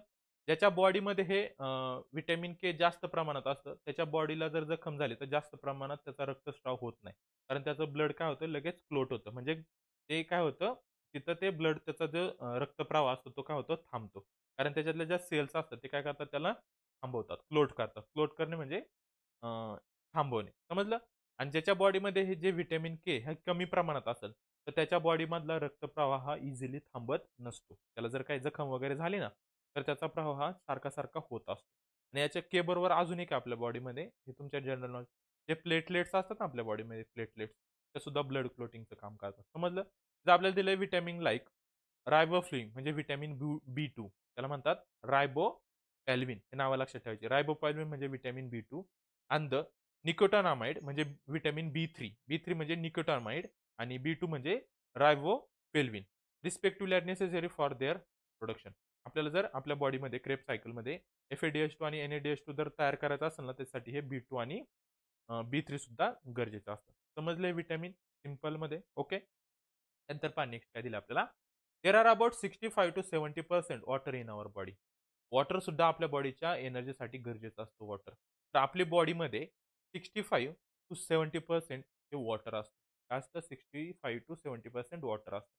इच cell contains 70% water weight by weight. समजा ही एक सेल आहे. त्या सेलचं समजा 100% वेट आहे. किती आहे? 100% वेट आहे. म्हणजे त्याच्यात ते असेल ना न्यूक्लियस, मायट्रोकॉन्ड्रिया वगैरे सायटोप्लाझम. याचं वेट जर 100% असेल तर त्याच्यातलं 70% वेट हे कोणाचं असतं? वॉटरचं असतं. आणि बाकीचं 30% वेट हे बाकीच्या ऑर्गनचं असतं, म्हणजे मायट्रोकॉन्ड्रिया वगैरे असेल ते. त्यातलं 70% काय असतं? वॉटर असतं. जे ब्लड प्लाझ्मा असतात त्याच्यात 90% वॉटर असतं. ब्लड सेल असेल ना त्यात 90% काय असतं? वॉटर असतं. Functioning of cell and there by whole body disturb even there is a little loss of water from the body. जर आपल्या बॉडीला पाणी कमी पडलं तर आपण म्हणतो ना हायड्रेशन झालं, बरोबर. तर त्यावेळेस आपल्या बॉडीचं वर्क हे नीट होत नसतं. त्यावेळेस आपल्याला वॉटरची गरज असते, समजलं. Hence water is an essential nutrients. म्हणून वॉटर सुद्धा एक काय इसेन्शियल न्यूट्रिएंट्स आहे आपल्या बॉडीसाठी. Along with the all above mention nutrients fibre are also essential nutrients. Fibre सुद्धा एक गरजेचा घटक आहे आपल्या बॉडीसाठी. In fact we cannot digest the fibre. पण फायबर आपल्या डायजेशन मध्ये हेल्प करतो, पण स्वतः फायबर डायजेस्ट होत नाही, हे लक्षात ठेवायचं. हवेवर ते हेल्प्स इन द डायजेशन. ते फक्त डायजेशनला हेल्प करतात. Of other substance and egestion of the undigested substance. जे इजेशन होत असतं आपल्या बॉडीमधून, म्हणजे जे अनवॉन्टेड मटेरियल ते बॉडीच्या बाहेर टाकण्याचं काम जे होत असतं बॉडीमध्ये, त्याला हेल्प कोण करतं? फायबर. आणि डायजेशनसाठी सुद्धा फायबर हेल्प करत असतात. We obtain the fibre from the leafy vegetable fruits आणि सिरल्स. आपण जर हे काढले व्हेजिटेबल्स खाल्ले किंवा फ्रुट्स खाल्ले किंवा सिरल्स म्हणजे जे आपले चवळी, गहू, बाजरी वगैरे त्याला सिरल्स म्हणतात. हे जर खाल्ले तर आपल्याला त्याच्यापासून काय भेटतात? फायबरच भेटतात. समजले इथपर्यंत? ओके. आता पहा नेक्स्ट कन्सेप्ट आपल्याला, खूप मेन कन्सेप्ट आपल्याला इथं स्टडी करायचं आहे, सेल डिव्हिजन. आता पहा सेल डिव्हिजनचा एक आधी बेसिक पाहू, बरोबर. आपण पाहिलं होतं आपली जी बॉडी, काय आपली जी बॉडी कशापासून बनलेली असते? सेल पासून बनलेली असते. कशापासून बनलेली असते? सेल पासून बनलेलं असते. आणि मगाशी मी तुम्हाला सेलचे डायग्राम दाखवले. सेलमध्ये काय असतं? बाहेरचं जे आवरण असतं सगळ्यात बाहेरचं याला म्हणतात सेल मेम्ब्रेन. मध्ये असते न्यूक्लियस.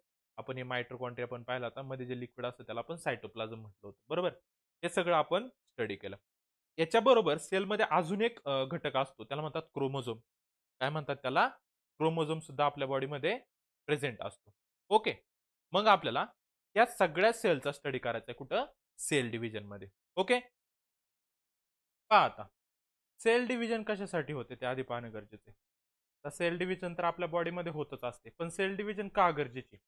असं कन्सिडर करा आपल्याला काहीतरी जखम झाली, बरोबर. काहीतरी जखम झाली, थोड्या दिवसाने पाहिलं तरी जखम का होते? ऑटोमॅटिकली भरून येते, हे आपल्याला माहिती, बरोबर. ती जखम का होते?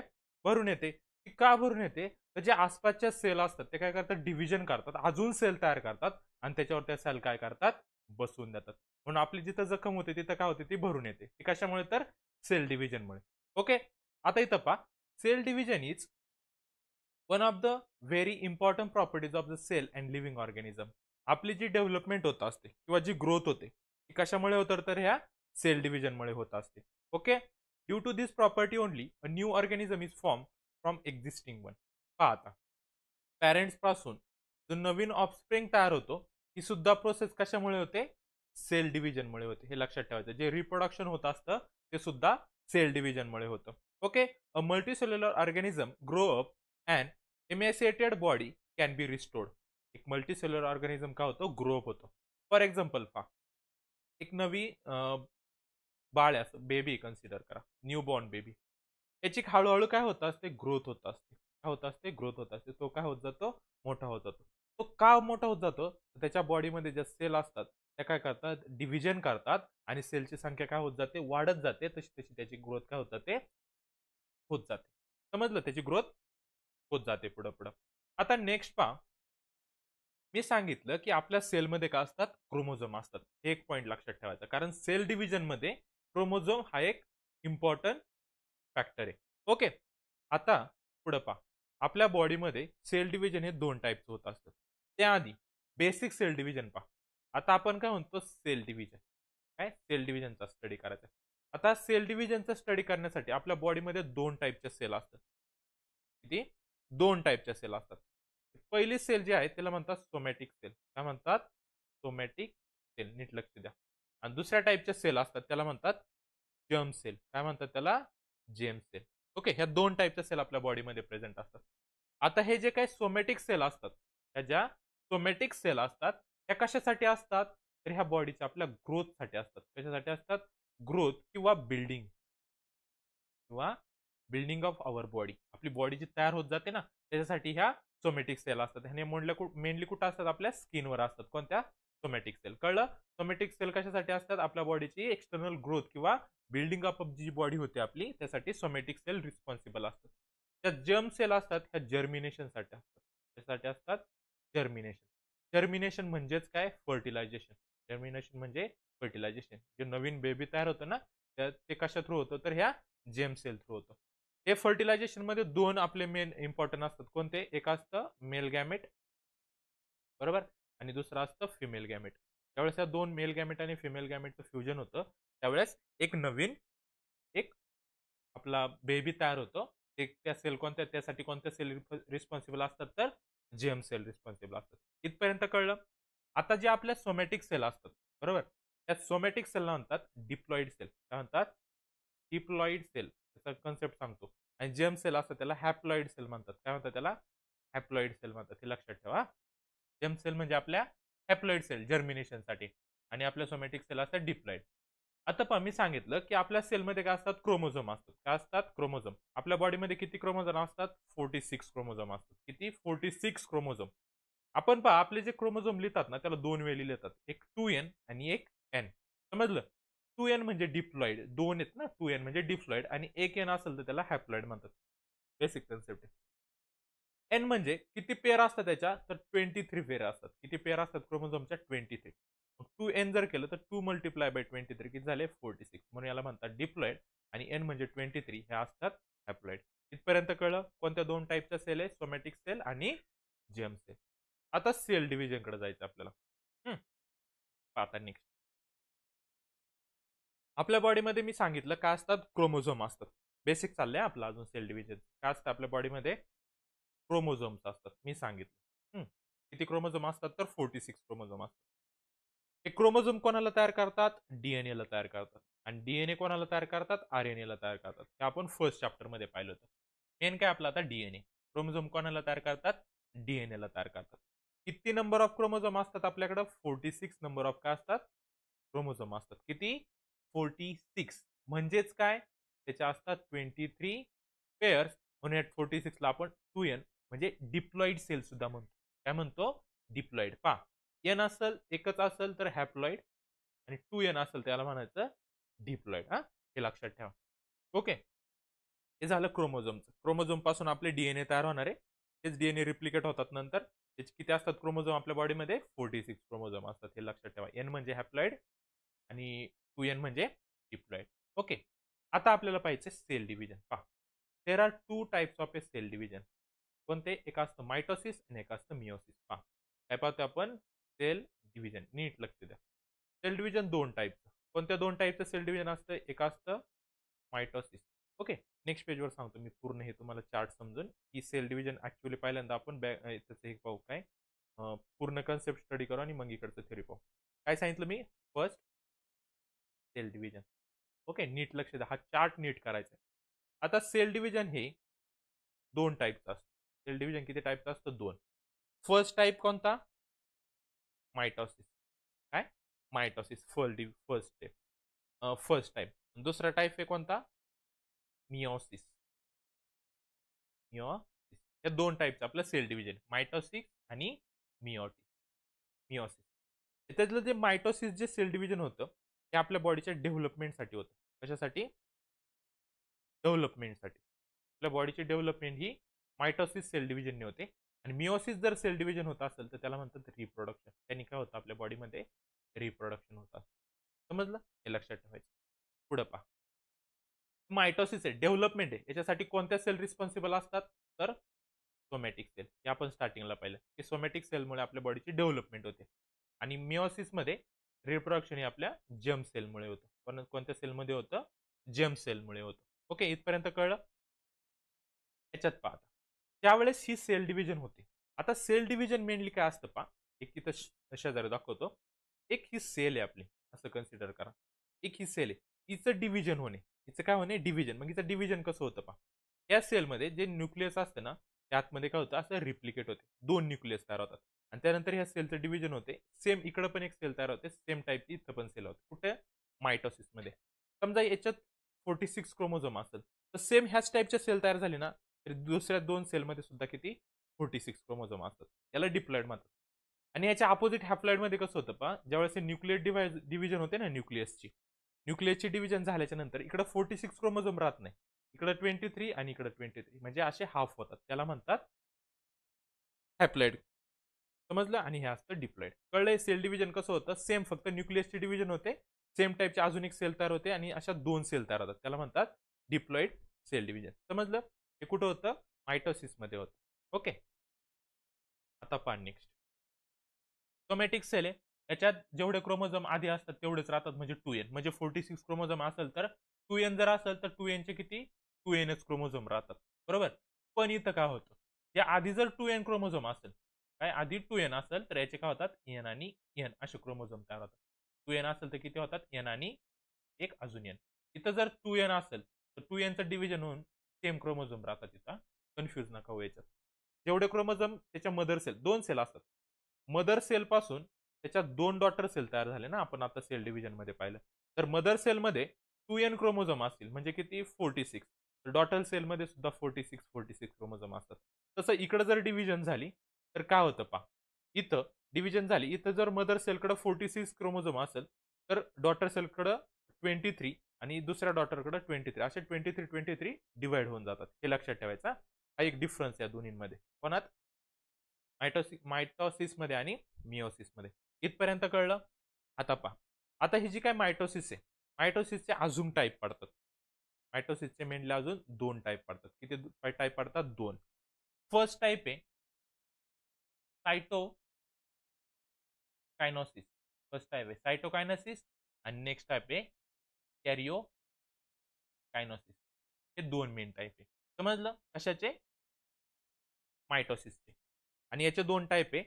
याचे दोनच टाईप पडतात, पुढे नाही टाईप करत याचे. एक आहे मिओसिस 1 आणि मिओसिस इथपर्यंतच असतो. कोणतं? मिओसिस. तसे यात मायटोसिसचे दोन टाईप, सायटोकायनेसिस आणि कॅरिओकायनेसिस. सायटोसायनेसिस मध्ये सेलचं डिव्हिजन होतं. ऍक्च्युअल सेल डिव्हिजन ही सायटोसायनेसिस मध्ये होते. कुठं? मेन डिव्हिजन म्हणजे दोन ज्या सेल तयार होतात ना, सेपरेट होतात, त्या सायटोसायनेसिस होतात. सायटोसायनेसिसच्या आधी कॅरिओकायनेसिस परफॉर्म होतं आणि मग सायटोसायनेसिस परफॉर्म होतं. कॅरिओकायनेसिस मध्ये याचे परत टाईप पडतात, न्यूक्लिअर डिव्हिजन होते. पहा, याच्यात मेन काय, सायटोसायनेसिस मध्ये ऍक्च्युअल जी सेल असते ना, ही टोटल समजा सेल आहे, तर याच्यात ज्या नवीन दोन सेल तयार होतात ना, ते सायटोसायनेसिस मध्ये होतं. कॅरिओकायनेसिस मध्ये काय होतं, जी सेल आहे ना, त्याचं जे आतमध्ये न्यूक्लियस असतं ना, त्या न्यूक्लियसची डिव्हिजन ही कॅरिओकायनेसिस मध्ये होत असते. कॅरिओकायनेसिस मध्ये काय होतं? न्यूक्लियस डिवाइड होतं आणि सायटोसायनेसिस मध्ये कम्प्लीट सेल डिव्हिजन होते. हे लक्षात ठेवा. कॅरिओकायनेसिस आणि सायटोसायनेसिसचा डिफरन्स आहे. काय? सायटोसायनेसिस मध्ये काय तयार होतं? कम्प्लीट सेलच वेगवेगळी होऊन जाते. तसं कॅरिओकायनेसिस मध्ये सेल राहते सेम, फक्त आतमध्ये जे न्यूक्लियस असतात ना, त्यांचं डिव्हिजन होतं. हे कशात होतं? कॅरिओकायनेसिस.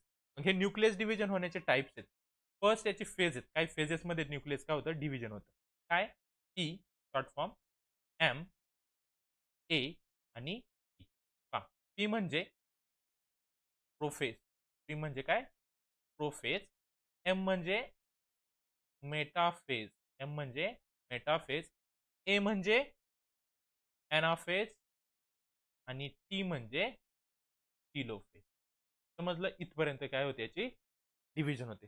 एकदा की टिलोफेज झाली की टिलोफेज नंतर डायरेक्ट काय होतं, सायटोसायनेसिस होतं. पहा, मिओसिस मध्ये पहिल्यांदा कॅरिओकायनेसिस, मग कॅरिओकायनेसिसच्या मधून एक एक फेज होते. पहिल्यांदा प्रोफेज होते, प्रोफेज नंतर मेटाफेज होते, मेटाफेज नंतर एनाफेज होते, एनाफेज नंतर टिलोफेज होते, आणि टिलोफेज नंतर डायरेक्ट काय होते, त्याची सेल डिव्हिजन आहे. इथपर्यंत फक्त न्यूक्लियसचं डिव्हिजन होत असतं, आणि लास्टला सायटोसायनेसिस मध्ये काय होतं, न्यूक्लियसची डिव्हिजन होते. पहा काय पाहिलं आपण, सेल डिव्हिजन दोन टाईपची, मायटोसिस आणि मिओसिस. मायटोसिस म्हणजे बॉडीची डेव्हलपमेंट, आणि मिओसिस म्हणजे रिप्रोडक्शन.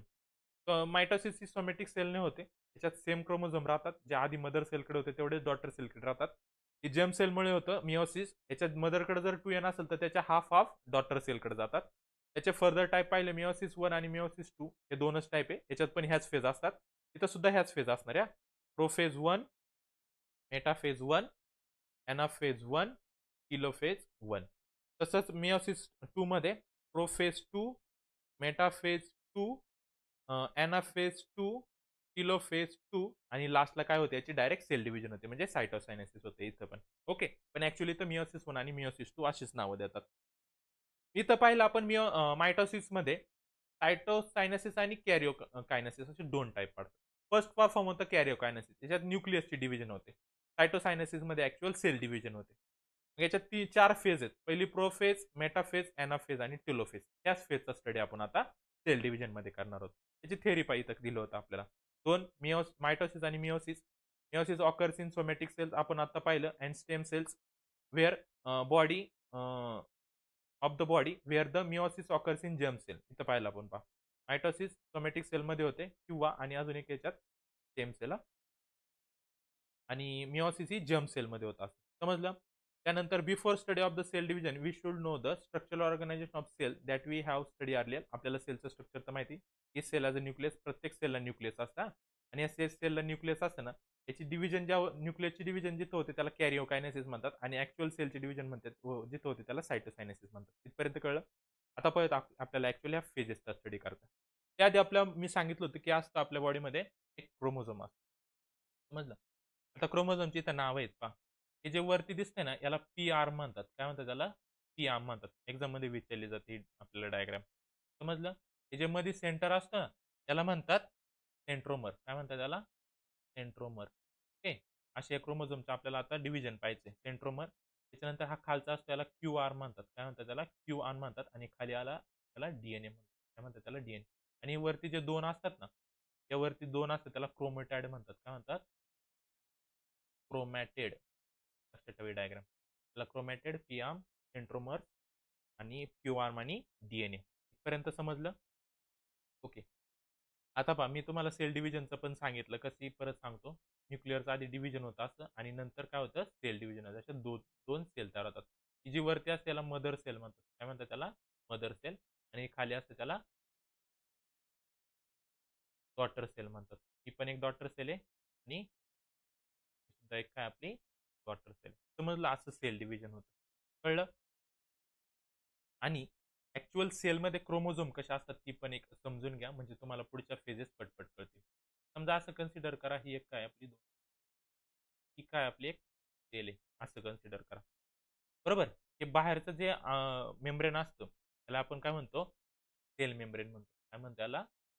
Sale membrane. ओके, इथपर्यंत समजलं? त्यानंतर याच्या आतमध्ये अजून एक मेम्ब्रेन असतं. सेलच्या आतमध्ये काय असतं? असं छोटंसं अजून एक आतमध्ये मेम्ब्रेन असतं न्यूक्लियसच्या भोवती. त्याला म्हणतात न्यूक्लिअर मेम्ब्रेन. काय म्हणतात?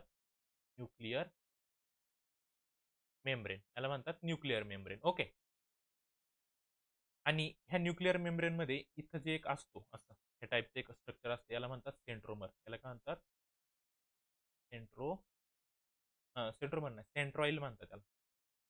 याला काय म्हणतात?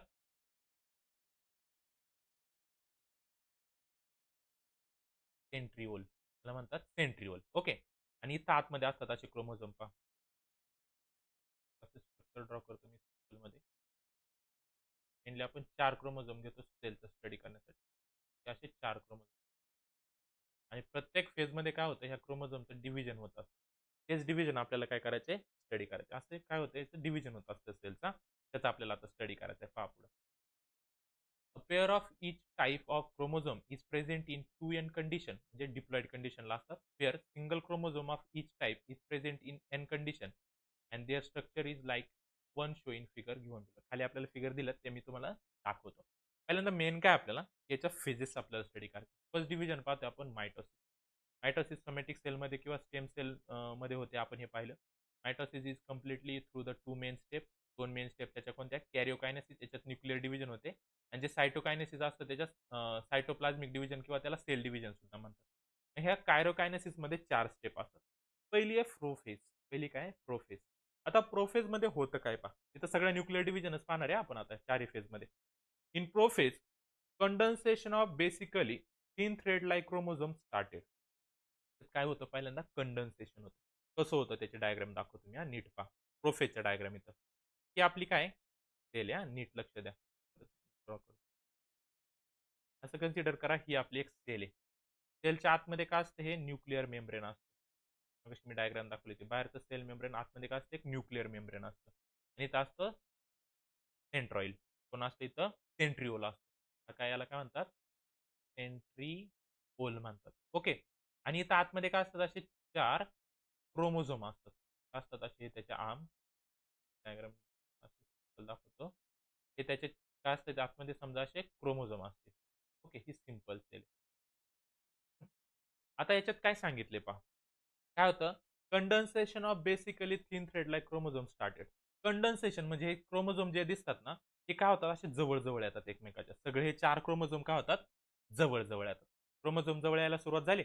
Due to this they become short and thin and they start to appear along with their pair of a sister chromatids. त्याचे काय तयार होतात, सिस्टर क्रोमेटाइड्स तयार होतात. Centriole duplicates and each centriole moves to opposite pole of the cell. आता हे जवळ यायला लागले, हे सगळे असे ना काय होतात, क्रोमोझोम एका बाजूने प्रत्येकाच्या जवळ येतात. आणि जवळ आल्याच्या नंतर काय होतं, की इकडे जाते. म्हणजे याच्या नंतरची डायग्राम इथं काढतो मी. काय होणार आहे, हे तर असणार आहे सेंट्रिओल इथं बाहेर.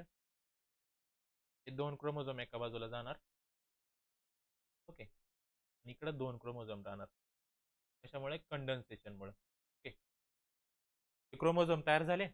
आता नेक्स्ट स्टेपला, ही झाली सेकंड स्टेप. आता याच्या पुढच्या स्टेपला काय होणार आहे पहा, क्रोमोझोम सेपरेट झाले असे मध्ये. आता याच्या नेक्स्ट स्टेपला काय सांगितलं, इथं सांगितलं मी तुम्हाला की त्यांची पेअर तयार होते, सिस्टर क्रोमोझोम. याची एक पेअर तयार होते आणि इकडे एक पेअर तयार होते. झाल्या 2 पेअर तयार. आता हा जो काय सेंट्रिओल दाखवला होता, हा डुप्लिकेट होतो, जे अजून एक सेंट्रिओल तयार होतो. पहा पुढची step, nuclear membrane as it is राहणार आतमध्ये. ही नाचतं आहे. समजा इथं एक सेंट्रिओल, हे झाले डुप्लिकेट. तर याचा एक पार्ट कुठे जातो, दुसऱ्या बाजूला जातो, दुसऱ्या पोलला जातो. पाहिजे सांगितले ना, centriole moves to opposite pole of the cell. याच्यातला एक जो डुप्लिकेट झालाय तो दुसऱ्या पोलला. म्हणजे असे 2 पोल तयार झाले सेंट्रिओलचे. आधी एक सेंट्रिओल होता, असे काय झाले, याचे पेअर्स तयार झाले, तर 2-2. समजलं. त्याला एक असा सेंट्रिओल दाखवला तरी चालता एकत्र. पेअरला गेला nuclear membrane and nucleus part two disappear.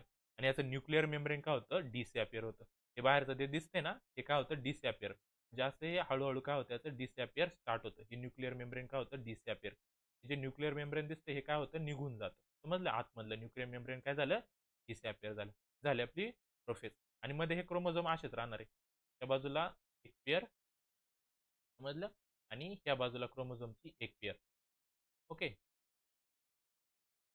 इथपर्यंत कळलं. इथं काय झालं, आता प्रोफेज मध्ये जे क्रोमोझोम होते ते पहिल्यांदा काय झाले, कंडेन्स झाले, एकमेकाकडे यायला लागले. त्यानंतरच्या फेजला काय झालं, सिस्टर क्रोमोझोमने त्यांच्या पेअर बनवल्या, 2 एका बाजूला 2 एका बाजूला. त्याच्या पुढच्या स्टेपला काय झालं, जे सेंट्रिओल होतं ते डुप्लिकेट होऊन पोलला गेले. एक ह्या पोलला, एक डुप्लिकेट म्हणजे एक आधी सेंट्रिओल होतं त्याच्या अजून एक सेंट्रिओल तयार झालं, त्याला डुप्लिकेट म्हणतात. मग एक सेंट्रिओल एका पोलला, एक सेंट्रिओल एका पोलला झालं. आणि काय झालं, जे आतमध्ये न्यूक्लिअर मेम्ब्रेन होतं ना, ते डिसअपियर झालं. झाली फर्स्ट प्रोफेज. त्यानंतर पुढं मेटाफेज. तर मेटाफेजला काय होतं, nuclear membrane completely disappear in metaphase. आता इथं पहा, डिसअपियर व्हायला सुरुवात झाली. आपण याला जास्तीत जास्त असं डॉटने दाखवू शकतो की हे डिसअपियर व्हायला काय झाली, इथं सुरुवात झाली. ओके, डिसअपियर व्हायला सुरुवात झाली. तर मेटाफेजला काय होतं, हे जे न्यूक्लिअर मेम्ब्रेन असते कम्प्लिटली डिसअपियर होतं इन मेटाफेज. मेटाफेजमध्ये काय होतं, हे पूर्ण न्यूक्लियस पहा, पूर्ण जे न्यूक्लिअर मेम्ब्रेन असणार आहे ते डिसअपियर झालं. म्हणजे या सेलला न्यूक्लिअर मेम्ब्रेन राहणार नाही. आणि अजून काय होतं, chromosomes completely their condensation, complete their condensation and become clearly visible along with their sister chromatides. आणि ते काय होतात कम्प्लिटली प्रत्येक त्याच्या सिस्टर क्रोमॅटाइड्स कडे जातात. बरोबर. All chromosomes are arrange parallel to equatorial plane. पहा मेन काय होतं, इथे एक सेंट्रिओल राहणार याचा आणि इथे एक सेंट्रिओल राहणार आहे. बरोबर. आणि काय होतं एका आता इथं जे पाहिलं होतं असे मध्ये होते क्रोमोझोम, ते काय होतात एका इक्वेटोरियल प्लेनला काय होतात अरेंज होतात. म्हणजे पहा इथे क्रोमोझोम असेल तुमचा, इथे क्रोमोझोम, इथे क्रोमोझोम आणि इथे क्रोमोझोम असेल. ओके. ते काय हा. आणि हे जे सांगितलं होतं ना की एका बाजूला जातात म्हणजे याचे जे आर्म एका बाजूला जातात हे लक्षात ठेवा. इथं काय होणार आहे पहा, हे क्रोमोझोम एका इक्वेटोरियल प्लेनला असे अरेंज होणार आहे. पहा एका लाईन मध्ये अरेंज होतात. झाले अरेंज हे क्रोमोझोम. नीट लक्ष द्या मी काय सांगतो. क्रोमोझोम काय झाले 2 मिनिट. हे क्रोमोझोम आपल्याला नीट काढावं लागतील कारण याचे आपल्याला डिव्हिजन करायचे. हा समजा इथे क्रोमोझोम आहे, त्यावरचा आर्म त्याचे. बरोबर. दुसरा क्रोमोझोम, हा तिसरा क्रोमोझोम. ओके. आणि इथं असणार आहे तुमचा चौथा क्रोमोझोम. असे क्रोमोझोम पहा इक्वेटोरियल प्लेन आहे हा मधला, त्याला काय झाले अरेंज झाले. इथपर्यंत कळलं. Special type of a flexible protein fibers किंवा त्याला स्पिंडल फायबर म्हणतात are form between centromeres of the chromosome and both the centrioles. आणि यांच्यामध्ये काय होतं असं एक स्पिंडल फायबर तयार होतं. पहा वरच्या पण याला 4 याचे आणि सेम स्पिंडल फायबर खालच्या न्यूक्लियसला पण काय होतात तयार व्हायला सुरुवात होतात. त्याला काय म्हणतात स्पिंडल फायबर. काय म्हणतात त्याला स्पिंडल फायबर म्हणतात किंवा प्रोटीन फायबर म्हणतात. ओके. हे झालं मेटाफेज. मेटाफेज मध्ये काय झालं न्यूक्लिअर मेम्ब्रेन निघून गेलं, सगळे क्रोमोझोम्स काय झाले एका इक्वेटोरियल प्लेनला अरेंज झाले आणि त्यांनी प्रोटीन फायबर तयार केलं प्रत्येक सेंट्रिओल्स बरोबर, वरच्या सेंट्रिओल बरोबर पण आणि खालच्या सेंट्रिओल बरोबर. एक काय झालं फायबर प्रोटीन फायबर किंवा त्याला स्पिंडल फायबर म्हणतात ते तयार झाले. ही झाली मेटाफेज. आता याच्या नेक्स्ट फेज पुढचे कोणते एनाफेज. एनाफेजला काय होतं पहा. In anaphase centromeres split and there bye sister chromatides of each chromosome separate and they are pulled apart in opposite direction. पहिल्यांदा सिस्टर क्रोमॅटाइड्स काय असतात पहा. एक क्रोमोझोम आहे हा असं कन्सिडर करा. मी सिस्टर क्रोमॅटाइड्स काय असतात ते सांगतो. सिस्टर क्रोमॅटाइड्स म्हणजे वरचे एक आणि एक खालचे, त्याला म्हणतात सिस्टर क्रोमॅटाइड्स. वरच्या 2 सिस्टर क्रोमॅटाइड्स आणि एक खालच्या 2 अशा सिस्टर क्रोमॅटाइड्स, त्याला म्हणतात सिस्टर क्रोमॅटाइड्स. समजलं. आता एनाफेजला काय होतं centromers split and thereby sister chromatides of each chromosome separate. सेंट्रोमर्स काय होतं याचा स्प्लिट व्हायला सुरुवात होतं. कसा स्प्लिट होणार आहे पहा. आणि पुढे काय सांगितलंय and they pulled apart in opposite direction with the help of spindle fiber. म्हणजे काय होणार आहे पहा. आपली जी सेल होती, आता तुम्हाला समजण्यासाठी मी इथं 2च क्रोमोझोम काढतो, तसे 4 असतात पण समजावं म्हणून 2 क्रोमोझोम. इथे एक क्रोमोझोम काढतो, इकडे एक क्रोमोझोम काढतो म्हणजे तुम्हाला समजेल. ओके. आता काय होतं हे वरचे सिस्टर क्रोमॅटाइड्स याचे 2 आणि याचे 2 सिस्टर क्रोमॅटाइड्स. सेम इथं खाली याचे 2 सिस्टर क्रोमॅटाइड्स असणार आहे, याचे 2 क्रोमॅटाइड्स असणार. इथं मधून काय असणार याचा स्पिंडल फायबर असणार आहे किंवा प्रोटीन फायबर. ओके. तर काय होतं हे जे दोन वरच्या ज्या सिस्टर क्रोमॅटाइड्स आहेत ना त्या इकडे काय होतात अट्रॅक्ट व्हायला सुरुवात होतात वरच्या सेंट्रोमर्सकडे आणि खालच्या 2 ह्या खालच्या सेंट्रोल्सकडे अट्रॅक्ट व्हायला सुरुवात होतात. ओके. आणि काय होतं इथे हे ब्रेक व्हायला सुरुवात होते. मध्ये ज्या सेंट्रोमर्स असतो ना क्रोमोझोमचा हा काय होतो ब्रेक व्हायला सुरुवात होतो इथं. समजलं. अपोजिट डायरेक्शनला हे वरती आणि हे खालती. झाल्या स्पिंडल फायबर आणि त्याचा जो क्रोमॅटाइड्स आहे ते काय झाल्या ब्रेक व्हायला सुरुवात झाली. सेंट्रोमर्स याला क्रोमॅटाइड्स म्हणतात वरती सिस्टर क्रोमॅटाइड्स आणि मध्ये जो गोल असतो याला काय म्हणतात सेंट्रोमर्स. काय म्हणतात त्याला सेंट्रोमर्स. हे स्प्लिट व्हायला सुरुवात होते. स्प्लिट व्हायला सुरुवात झाली नंतर काय होतं पहा separated sister chromatids are called as the daughter chromosome. त्याला काय म्हणतात डॉटर क्रोमोझोम. आता याच्या नेक्स्ट फेजला काय होतं पहा नीट लक्ष द्या. वरती एक सेंट्रिओल हा एक सेंट्रिओल. बरोबर. आता इथं काय झालं पहा. या स्टेपमध्ये काय झालं आपला समजा इथं दाखवता हा एक क्रोमोझोम आहे असं कन्सिडर करा. बरोबर. काढतो 2 मिनिट. समजा हा असा एक क्रोमोझोम आहे, खाली त्याचे 2 आर्म. हे काय होणार आहे स्प्लिट व्हायला सुरुवात होणार आहे. स्प्लिट होऊन वरती एक काय असणार आहे आपल्या सेंट्रिओल आणि खाली एक. हा स्प्लिट होऊन याचा हाफ पार्ट वरती जातो आणि हाफ पार्ट असा खाली होतो. समजलं. असं काय होतं हे डिवाइड होतं. हे पहा इथून मधून डिवाइड झाला ना, वरती 2 जातात, खाली 2 येतात. समजलं? Chromosomes being pulled appear like bunch of बनानाच, आणि ते बनाना सारखे दिसतात. म्हणजे मी दाखवतो पहा कसे होणार आहेत. इथं आता इथं 2 आहेत ना, याच्या वरती असे 2 जाणार एका बाजूचे, आणि त्या खालच्या साईडला 2 काय होणार आहे, अट्रॅक्ट होणार आहे त्या सेंट्रोमर्सकडे पहा. याच्यातून स्पिंडल फायबर असणारच, हे स्पिंडल फायबर असणार आहे, ते कन्सिडर. कळलं? आता याला म्हणतात पहा, हे जे वरती 2 गेले ना, याला म्हणतात सिस्टर क्रोमॅटाइड्स. काय म्हणतात त्याला? Sister chromatids. दिले ना की जे सिस्टर क्रोमॅटाइड्स हे 2, आता हे जे 2 सेपरेट झाले याला म्हणतात डॉटर क्रोमोझोम्स. काय म्हणतात? Daughter chromosomes. पहा, वरती 2 डॉटर क्रोमोझोम्स तयार झाले, खाली 2 डॉटर क्रोमोझोम्स तयार झाले. इथपर्यंत कळलं? In this way each set of a chromosome reach to two opposite pole of the cell. पहा, 2 क्रोमोझोम गेले आपल्या आपल्या पोलकडे, खाली 2 गेले, वरती 2 गेले. समजलं? आता नेक्स्ट फेज पहा. आता टिलोफेज. आता टिलोफेजला काय होतं पहा. आता मी आता परत 4 क्रोमोझोम दाखवतो. मी तुम्हाला समजण्यासाठी 2 दाखवले होते ना, तर ह्या स्टेपला मी तुम्हाला 4 क्रोमोझोम दाखवणार आहे. ओके, तिथं ऍक्च्युअली 4 असतात, पण तिथं गर्दी झाली असते म्हणून दाखवलं. पहा, इथे एक सेंट्रिओल आहे, हा एक सेंट्रिओल. आता आपलं काय झालं होतं की त्याचं सेंट्रोमर्स काय झाले, ते डिवाइड झाले होते 4 इंच पण. 1 2 सेंट्रिओल, 1 2 3 4 क्रोमोझोम, हे 4 क्रोमोझोम बरोबर. आता पहा इथं काय होतं, या 4 क्रोमोझोमचे हा 2 2 सिस्टर क्रोमॅटाइड्स, त्याला काय म्हणतात? सिस्टर क्रोमॅटाइड्स म्हणतात त्याला, सिस्टर क्रोमॅटाइड्स. हे आपलं मेटाफेजला झाले, आणि इथं पण असणार आहे 1 2 3 आणि हे 4 असणार इथं सुद्धा. याचे पण हे 2 सिस्टर क्रोमॅटाइड्स, याचे 2 सिस्टर क्रोमॅटाइड्स, याचे 2 सिस्टर क्रोमॅटाइड्स, आणि याचे 2 सिस्टर. याच्यातून स्पिंडल फायबर असणारच असे, हे कन्सिडर करा. दाखवतो तुम्हाला पहा, हे स्पिंडल फायबर इथं ऍक्च्युअली असणार आहे, हे जात नाही कुठं. इथं कनेक्ट, हा इथं कनेक्ट, हा इथं कनेक्ट, आणि हा इथं, बरोबर. आता टिलोफेजला काय होतं पहा. Chromosomes which have reach at the opposite pole. पहा, आता क्रोमोझोम त्याच्या अपोजिट पोलकडे गेले. Of the cell now start to decondense. आता परत हे डिकंडेन्स, आधी कंडेन्स झालं होतं ना एकत्र, आता परत सेपरेट व्हायला सुरुवात होते, डिकंडेन्स व्हायला सुरुवात होते. Due to which they again become thread like thin and invisible. परत हळूहळू त्याचे काय वरती असे सेपरेट सेपरेट असे थोडे थोडे थ्रेड लाईक क्रोमोझोम्स वरती अजून तयार व्हायला सुरुवात होणार आहे इथं डिकंडेन्स मध्ये, असे प्रत्येकाकडे. Nuclear membrane is form around the each set of A chromosome. आणि इथं काय होतं, आता न्यूक्लिअर मेम्ब्रेन जे आधी डिसअपियर झालं होतं ना, ते परत काय होतं, इथं प्रत्येक सेंट्रोमर्सकडे असे न्यूक्लिअर मेम्ब्रेन तयार व्हायला सुरुवात होते, दोन्ही पण बाजूला. झालं nuclear membrane. Nucleus also appears, आणि याच्यात काय होतं, हा जो सेंट्रोलचा असतो याच काय बनतं, न्यूक्लियस बनतं. याच काय बनतं, न्यूक्लियस बनतं. तर 2 daughter nuclear are form in the cell. Nucleus also disappear. इथे एक काय झाला, न्यूक्लियस तयार व्हायला सुरुवात झाला सेंट्रोमर्समुळे. Each daughter cell spindle fiber completely disappear. आणि ह्या प्रोसेसला काय होतं पहा, जे काय मध्ये स्प्लिंडर फायबर होते ना, हे होतात डिसअपियर. तर हे मध्ये स्प्लिंडर फायबर राहत नाही, होतं हे स्प्लिंडर फायबर झाले डिसअपियर. तर कुठं स्प्लिंडर फायबर राहणार नाही, फक्त काय राहणार आहे, न्यूक्लिअर मेम्ब्रेन येणार आहे. ओके, इथपर्यंत समजलं. आता याच्या पुढची फेज असणार आहे आपल्या, ह्या 4 फेज संपल्या.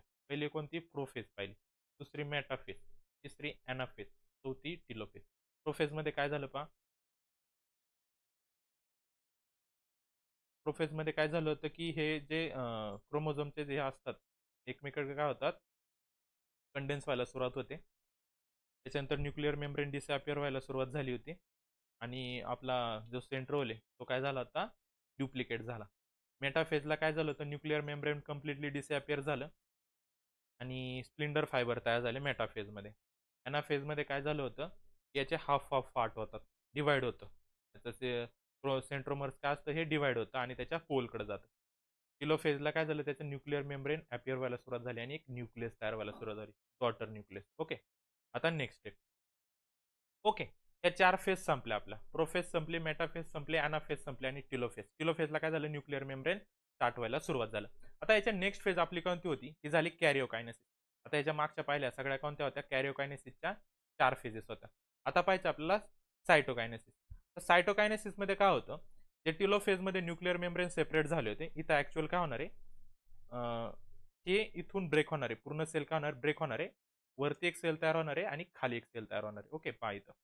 In this way karyokinesis complete and cytokinesis begin. आता काय झालं, सायटोकायनेसिस पहा ह्या फॉर्म मध्ये आले, बरोबर ना. थोडक्यात आपण हे असं दाखवलं होतं, इथं खाली एक तयार झाले होते आणि वरती एक, बरोबर, असे दोन तयार झाले होते, इथं दाखवलेत पहा. आता इथून काय होणार आहे, हे ब्रेक होणार आहे आणि इथून मधून ब्रेक होणार, इकडे एक नवीन सेल तयार होणार आहे आणि एक नवीन सेल तयार होणार आहे. The cytoplasm divide the karyokinesis and the two new cells are form which are called as the daughter cells. हा, पहिली एकच सेल होती, त्याच्यात 4 फेज झाल्या, 4 फेजनी खाली एक न्यूक्लिअर मेम्ब्रेन, वरती एक न्यूक्लियस तयार झालं होतं आपलं, बरोबर. हे झालं डिवाइड, वरती एक सेल आणि खाली एक सेल तयार झाली, त्याचं पण न्यूक्लियस. ही होती आपली मदर सेल, त्याच्यात तयार झाल्या डॉटर सेल. इथपर्यंत समजलं. In this process a notch is formed at the equatorial plane of the cell which deeps gradually and thereby two new cells are formed. इथं नॉच तयार होते मध्ये, त्याला काय म्हणतात, नॉच. आणि या नॉच मुळे काय झाले, दोन नवीन सेल तयार झाल्या. हवेवर in case of a plant cell, instead of the notch the cell plate is form exactly along middle. आता ॲनिमल सेलमध्ये इथं मध्ये नॉच तयार होतं, तसं प्लांट सेलमध्ये काय तयार होतं मध्ये, तर सेल प्लेट तयार होते ऑफ द सेल अँड दस कॅरिओकायनेसिस इज कम्प्लिटेड. आणि कॅरिओकायनेसिस कम्प्लीट होते. मेन काय, आपलं सायटोकायनेसिस कम्प्लिटेड.